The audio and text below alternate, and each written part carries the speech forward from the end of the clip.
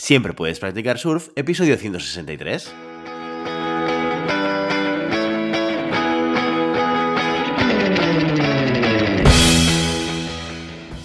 Bienvenido y bienvenida a Siempre puedes practicar surf, el podcast diario sobre recursos humanos.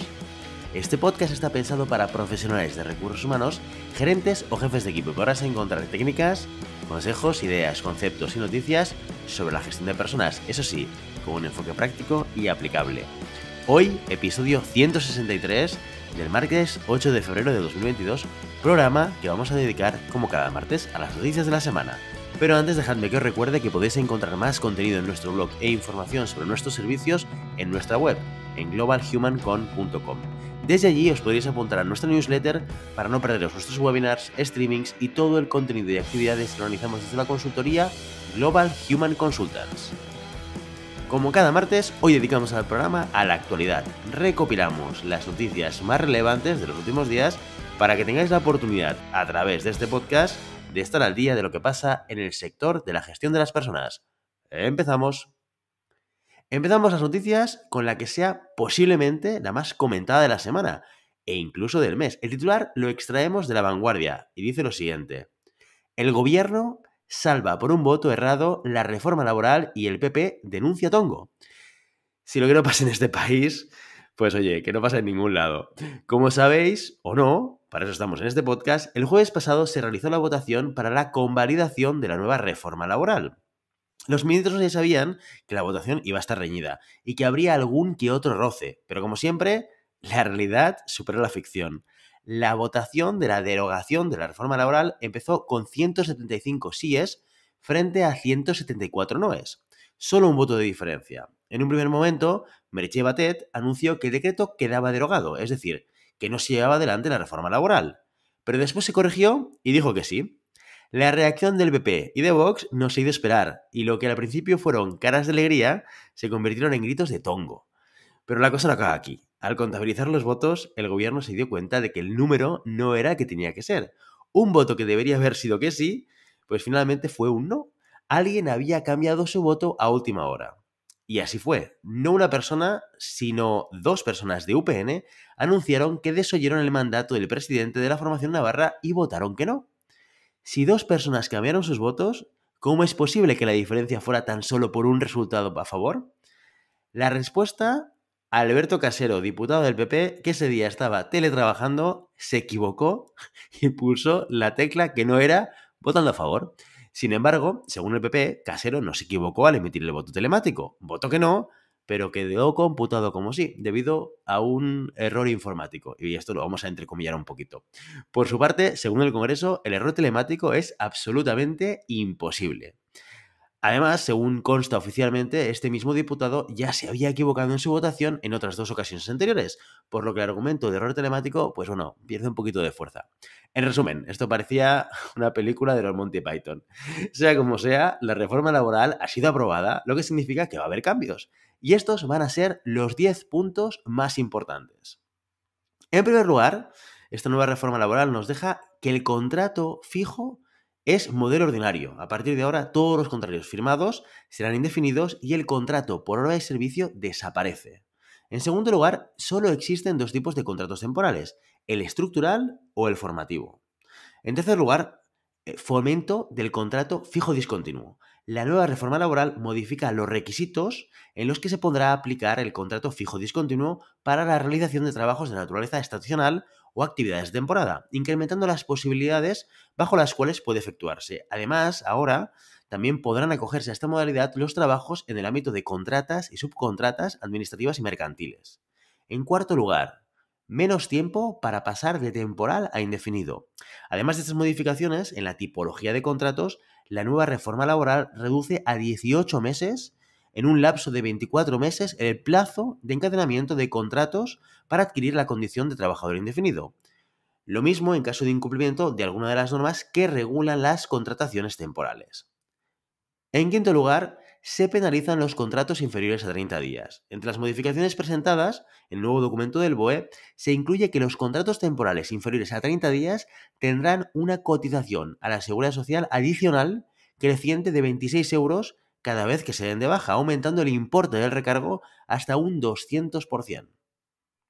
En sexto lugar, elevación de las sanciones por contratos fraudulentos.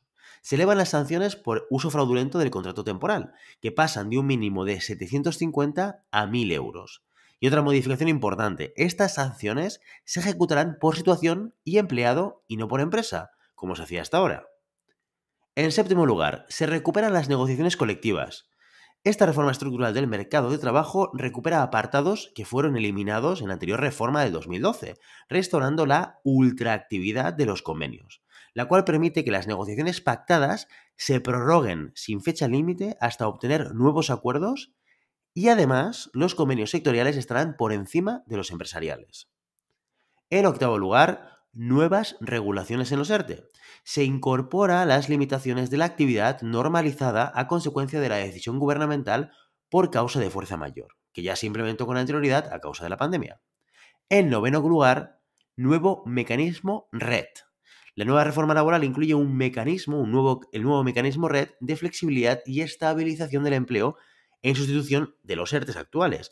Para activar estas medidas se necesita el acuerdo de los consejos de ministros, previa información y consulta con las organizaciones sindicales y patronales. Y en décimo lugar, por último, desaparece la posibilidad de acometer despidos objetivos colectivos en las administraciones públicas. ¿Qué os parece la reforma? ¿Estáis contentos, desanimados, enfadados, indiferentes? Os leo en comentarios. Y seguimos con las noticias con esta del Observatorio de Recursos Humanos, que dice lo siguiente: la Casa de la Humildad, un nuevo modelo para liderar organizaciones integradoras y sostenibles. Recientemente, la filial venezolana del Observatorio de Recursos Humanos ha realizado el webinar Gerencia de la Humildad, sanando personas y empresas de la soberbia. En él, Ildemaro Infante, consultor gerencial, docente y escritor, y Paul Rosillón, coordinador del Observatorio de Recursos Humanos Venezuela, han charlado sobre la necesidad de entender la humildad no como un concepto relacionado con la pobreza, sino como un elemento clave de calidad humana para garantizar la sostenibilidad de la organización. Rosillón abrió la sesión poniendo en contexto el porqué de la necesidad de hablar del liderazgo de la humildad. Para ello puso de ejemplo a dos de los expertos en gerencia más importantes, Peter Sage, autor de la quinta disciplina, y Peter Drucker, padre de la gestión por objetivos. Durante el transcurso del webinar se reflexionó sobre la necesidad de construir un nuevo modelo de trabajo ligado al capitalismo consciente y señaló 3 puntos claves que los gerentes del futuro deben tener en cuenta, que son, en primer lugar, culturas con propósito; en segundo lugar, cómo liderar nativos digitales; y en tercer lugar, reingeniería de la gerencia de recursos humanos, pasar de especialistas funcionales a socios estratégicos digitales potenciadores de los activos intangibles. Por su parte, Ildemaro Infante acompañó a los asistentes en el proceso de construcción de lo que él llama la Casa de la Humildad, que no es otra cosa que una especie de pirámide de Maslow, con los atributos que nos convierten en personas que miran más allá de sí mismas y que tienen vocación auténtica de contribución a la sociedad. Igual que la pirámide, esta casa tiene diferentes estratos por los que se debe ir avanzando. Como todas las casas, su construcción debe empezar por la base. En este caso, lo primero para ser humilde es saber escuchar. Le sigue la autenticidad, ser fiel a nosotros mismos y no dejar que nuestra marca personal se convierta en un simple avatar comercial. La puntualidad presupone el respeto a lo más valioso que posee una persona, que es su tiempo. La empatía implica saber ponerse en el lugar de los demás sin prejuicios ni sesgos cognitivos. Querer aprender continuamente nos evade de la soberbia del que cree saberlo todo. La humildad necesita autocontrol y autoconocimiento para saber cuáles son nuestros puntos fuertes y, muy importante, nuestros puntos débiles. Y por último, el tejado de la casa es la lealtad. El compromiso implica lealtad y agradecimiento hacia el trabajo. ¿Alguna vez habías escuchado esta teoría? Dejadlo en los comentarios. Y nos marchamos a Recursos Humanos Digital con el siguiente titular: la incorporación de las mujeres a las profesiones STEAM, factor crucial para el progreso del país. Se trata de la principal conclusión a la que se llegó en el pasado webinar Mujeres Emprendiendo en Digital, organizado por Samsung en colaboración con el Alto Comisionado de España, que se celebró durante la Semana de la Educación Emprendedora.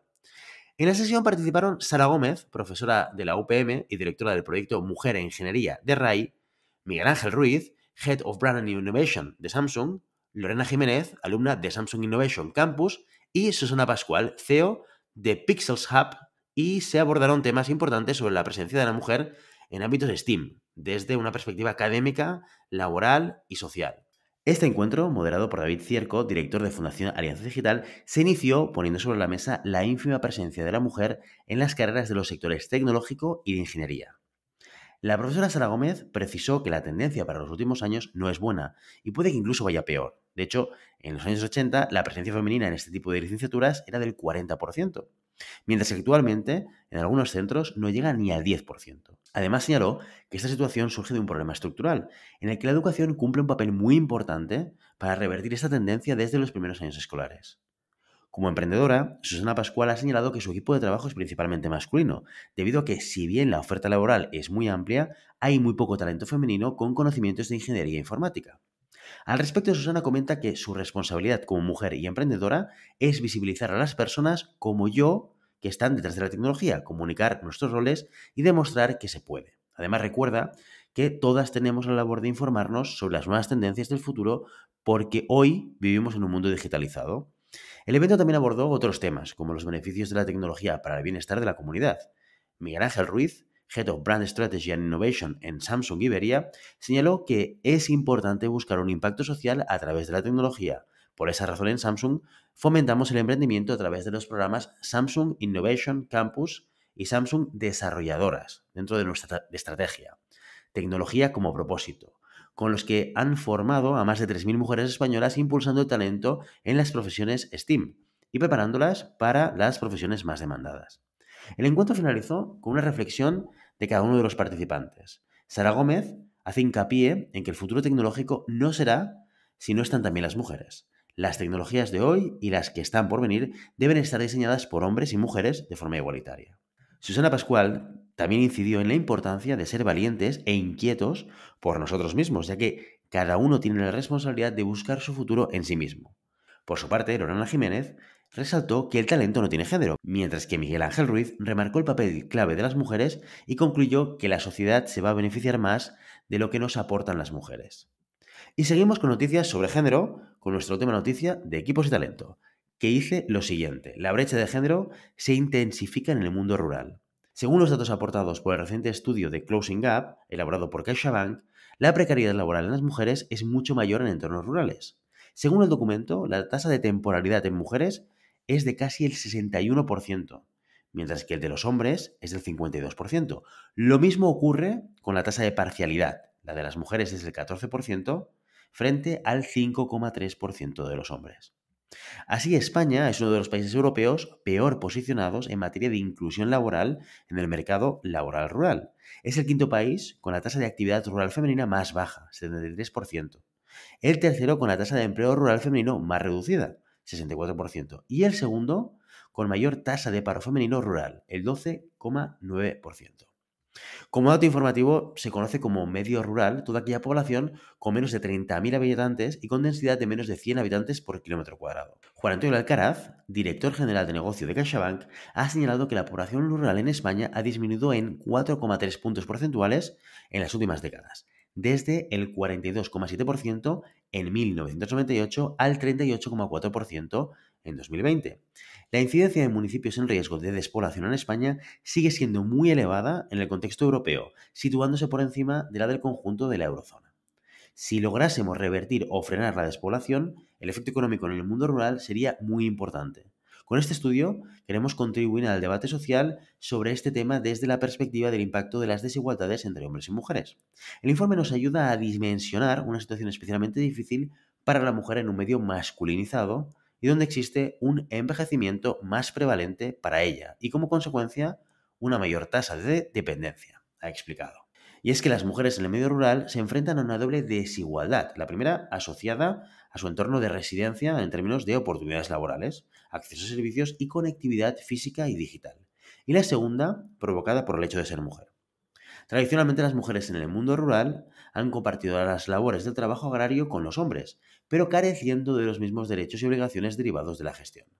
Se las considera un mero apoyo familiar, carente de reconocimiento social, económico o profesional.